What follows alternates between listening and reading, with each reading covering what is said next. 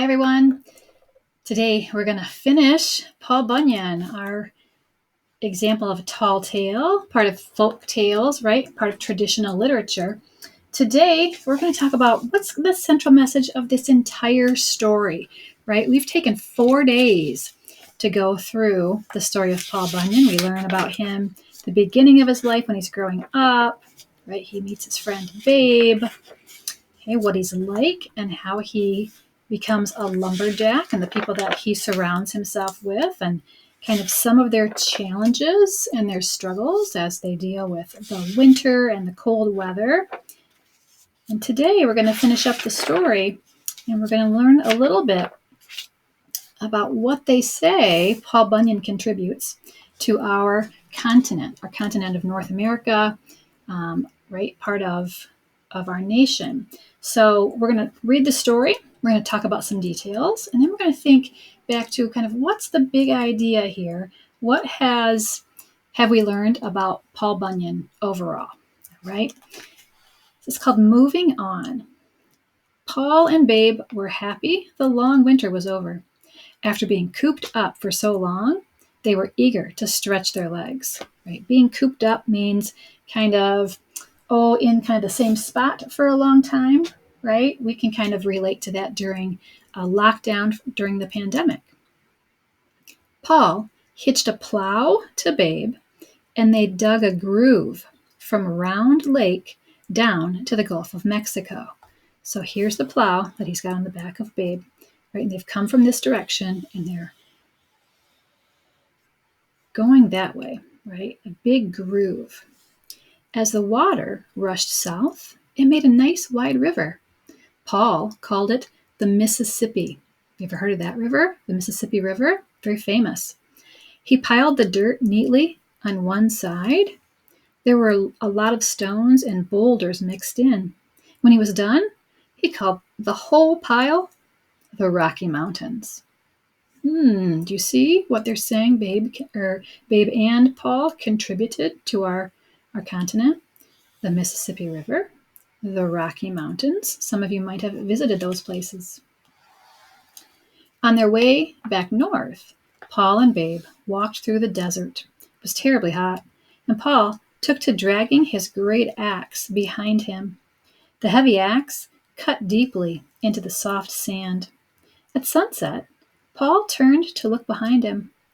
"What a grand canyon," Paul said, and the name stuck after that.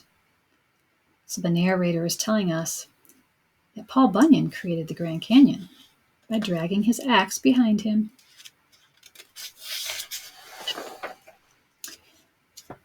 Paul and his lumberjacks kept so busy that one day there were no more trees worth cutting down.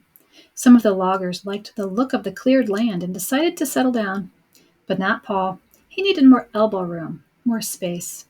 So he and Babe said goodbye to the loggers and headed out west.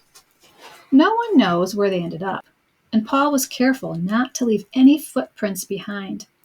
But every time you see a big mountain or a deep canyon or a rushing river, you know these things don't happen by themselves. So it's a pretty good bet that Paul Bunyan was there before you. Okay, so they're alluding to the fact that his footprints created these big ponds and lakes, right? And he and his tools created some of the mountains and the rivers. So here's Paul with his axe, and here's Babe as they are heading out west. There are some really fun tall tales that you're going to get to read. But let's look at what do we think might be the central message, the big idea. Okay, what do we learn about Paul? Right? Think about all these crazy things that he can do. He's got superhuman strength. He's definitely larger than life, right? I kind of think that the author is trying to tell us that he's like a superhero, right? A superhero from his time, which was like the 1800s when all these things were happening. Maybe we call it the frontier times. So on my chart, I'm saying that our central message, our big idea, is that Paul Bunyan is a superhero of his time, right? How do we know that? What's the proof? Well, on that last page, page 41, there was a quote that said something about every time you see a big mountain or a deep canyon or a rushing river, right? That didn't happen by accident or by itself, that Paul Bunyan was probably there, right, before you were to create those things. So that's kind of telling us, right, how he's a superhero, and then showing some of those details and supporting this statement, right? It says he makes that Mississippi River, said that he piled up the dirt and the rocks on the side, which then created the Rocky Mountains. And then dragging his axe behind him, making the Grand Canyon, because he made that statement that he left behind such a grand canyon and that the name stuck, right?